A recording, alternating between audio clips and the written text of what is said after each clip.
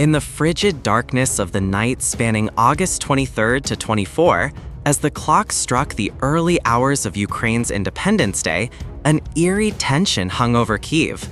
Somewhere in clandestine bases, soldiers from Ukraine's Special Operations Forces, SSO, and experts from the Security Service of Ukraine, SBU, were finalizing preparations for a daring, pivotal operation. Their target was not a typical military stronghold, but the strategic energy hub of Ust-Luga port in Russia's Leningrad region, alongside logistics centers in Belgorod and Voronezh, critical cogs in the Kremlin's war machine. This was more than a military strike. It was a symbolic blow, meticulously planned to hit the heart of Russia's economic and logistical backbone on the 34th anniversary of Ukraine's independence. In the weeks prior, Ukraine's intelligence agencies worked relentlessly. Western-supplied satellites and ground-based espionage networks gathered detailed data on Ust-Luga, a facility capable of processing 7.6 million short tons of gas condensate annually. As one of Russia's largest Baltic energy export hubs, it served the Shadow Fleet, tankers used to evade international sanctions. Intelligence reports confirmed the port was not only a massive revenue source for Russia's war budget, but also a strategic vulnerability due to Moscow's heavy reliance on it. At an underground base on Kyiv's outskirts, SSO and SBU technicians worked around the clock. Central to the plan were domestically produced HRIM-2 long-range unmanned aerial vehicles, UAVs, capable of flying 621 miles at speeds up to 115 miles per hour, carrying 110-pound warheads. These UAVs featured advanced GPS-INS navigation, ensuring precision even under electronic jamming. Additionally, a small number of Turkish-supplied Bayraktar TB2 UAVs, armed with 250-pound GBU-39 precision-guided bombs accurate within 16 feet, were deployed to bolster the assault. Equipped with infrared cameras and synthetic aperture radar, these drones could detect and evade air defenses. Meanwhile, at bases in Kharkiv and Sumy near Russia's border, Ukrainian artillery units stood ready. BM-21 Grad multiple rocket launchers, with a 12.4-mile range and the ability to fire 40 122mm rockets in 20 seconds, were positioned to create smoke screens and disrupt Russian air defense radars. Simultaneously, specially trained SSO teams, equipped for deep infiltration, were dispatched to strike Belgorod and Voronezh. They carried remotely detonated explosives and AS-Val sniper rifles, effective up to 984 feet with light armor-piercing capabilities. The operation unfolded in 3 phases: a precision strike on Ust-Luga to destroy energy infrastructure, sabotage of logistics hubs in Belgorod and Voronezh to sever Russia's frontline supply lines, and a safe withdrawal to avoid Russian air defenses and counterattacks. Each phase was meticulously calculated, with contingencies for detection or retaliation. Intelligence teams analyzed Russia's air defenses around Ust-Luga, including S-400 Triumph systems with 373-mile radar detection and 249-mile engagement ranges. To counter these, Ukraine deployed low-cost kamikaze drones as decoys, flying low to confuse enemy radar. At 11 p.m. on August 23rd, UAV teams launched from hidden platforms in Chernihiv, 93 miles from Russia's border. 12 HRIM-2 drones, each carrying a 110-pound high-explosive warhead, were programmed to zigzag through dense forests and marshes in northwestern Russia, using terrain to mask radar signatures. Flying at just 164 feet, they evaded the 96 L6 radar of the S-400 system. Simultaneously, 6 Bayraktar TB2 drones took off from near Sumy, targeting Belgorod and Voronezh with GBU-39 bombs and electronic jammers. At the same time, SSO teams of 8 operatives each infiltrated Russian territory via forest routes in Bryansk. They traveled in modified UAS-469 off-road vehicles equipped with noise-reducing tires and military GPS.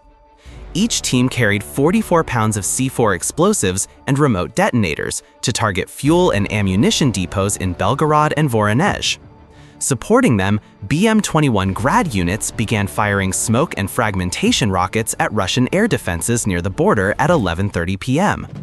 The 122mm rockets exploded, creating thick smoke screens that degraded ground radar detection and disrupted Panzer S-1 systems, which fire 30mm rounds at 5,000 per minute. The Hrym-2 drones approached Ust-Luga on pre-programmed routes, avoiding heavily defended cities like Pskov and Novgorod. They traversed remote rural areas, using tailwinds to conserve fuel and reduce heat signatures. To counter GPS jamming, the drones had backup inertial navigation, ensuring they could reach their targets without satellite signals. 4 Switchblade 600 kamikaze drones, each with a 40-pound warhead and 25-mile range, were launched at 1 a.m. on August 24th toward Ust-Luga as decoys to distract Russian air defenses. At 2:30 a.m. on August 24, the Hrym-2 drones closed within 6.2 miles of Ust-Luga. At this point, the 96L6E radar of the S-400 system in Leningrad detected anomalies. However, the Switchblade 600 drones, activated earlier, dove into auxiliary radar stations near the port. A nearby Panzer S-1 responded, firing 30mm rounds and destroying 2 Switchblade drones in 15 seconds. This action inadvertently distracted the air defenses, creating a critical window for the Hrym-2 drones. Simultaneously, electronic jammers on the Bayraktar TB2 drones emitted false signals, confusing the S-400 radar. These signals caused Russian systems to mistake the Hrym-2 drones for civilian targets or seabirds, delaying missile launches. Meanwhile, smoke from BM-21 Grad rockets continued to obscure border areas, forcing Russian ground radars into slower, less effective manual scanning. At 2:45 a.m., 12 Hrym-2 drones doved from 164 feet, targeting Ust-Luga's gas condensate tanks and cargo transfer zones. Flying in a V formation 656 feet apart to avoid simultaneous destruction, their 110-pound warheads detonated in airburst mode, generating shockwaves and shrapnel that destroyed pipelines and sparked massive fires. Flames spread rapidly through fuel storage areas, producing a black smoke column rising dozens of feet, visible 12.4 miles away. A docked oil tanker was hit by shrapnel, causing fuel leaks and escalating the chaos. In Belgorod, at around 2:50 a.m., an SSO team approached a fuel depot 9.3 miles from the border. Using AS Vol rifles, they neutralized 2 guards from 656 feet with silenced, precise shots. The team then placed C4 charges around diesel tanks, detonating them remotely at 3 a.m., destroying over 132,000 gallons of fuel and damaging nearby armored vehicles. Concurrently, in Voronezh, another SSO team infiltrated an ammunition depot, using remote explosives to trigger a secondary blast that obliterated hundreds of 152mm artillery shells, shaking the area like a small earthquake. Meanwhile, Bayraktar TB2 drones supported the operation by dropping GBU-39 bombs on secondary targets.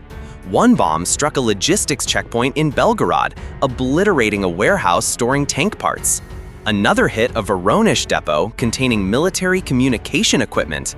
The GBU-39 bomb's 16-foot accuracy ensured maximum impact, though one Bayraktar was shot down at 3:10 a.m. by a Tor M2 system in Voronezh using 9 M331 missiles with a 10-mile range. Remote operators in Sumy redirected the remaining drones to fly lower, evading radar. Back at Ust-Luga, 2 Hrym-2 drones were detected as they prepared to strike a secondary cargo unloading zone. A nearby Panzer S-1 opened fire, downing them with 30mm rounds before detonation. However, the remaining 10 TB2 drones completed their mission, destroying 3 gas condensate tanks and severely damaging a pier. To avoid capture, surviving drones were programmed to self-destruct, disintegrating into small fragments over the Baltic Sea, leaving no evidence for Russian analysis. SSO teams in Belgorod and Voronezh faced detection risks as Russian Mi-24P helicopters, armed with 30mm cannons and S-8 rockets, began patrolling at 3:20 a.m. Using night vision and dense forest cover, the teams evaded pursuit. They withdrew via pre-planned routes using UAS-469 vehicles to navigate swamps and return to Ukraine before dawn. The attack on Ust-Luga inflicted severe damage. Approximately 30% of the port's infrastructure, including 3 gas condensate tanks, a pier, and a cargo transfer zone, was destroyed. The fire raged for over 12 hours, halting Russia's export operations. Economic losses were estimated in the hundreds of millions of dollars, excluding global supply chain disruptions. The interruption raised insurance costs for Russia's shadow fleet, complicating sanction evasion. The attack was not just a military strike, but a political statement. On Independence Day, Ukraine demonstrated its ability to strike deep into Russian territory, shaking the Kremlin's sense of security. The raids weakened Russia's economic and military resources, while signaling to international allies that Ukraine could alter the battlefield's dynamics. Long-term, destroying infrastructure like Ust-Luga could reduce Russia's export revenues, which account for over 40% of its national budget. This increases economic pressure, especially under tightening international sanctions. The attacks on Belgorod and Voronezh logistics slowed Russia's offensive tempo, giving Ukraine time to reinforce defenses and prepare for future operations.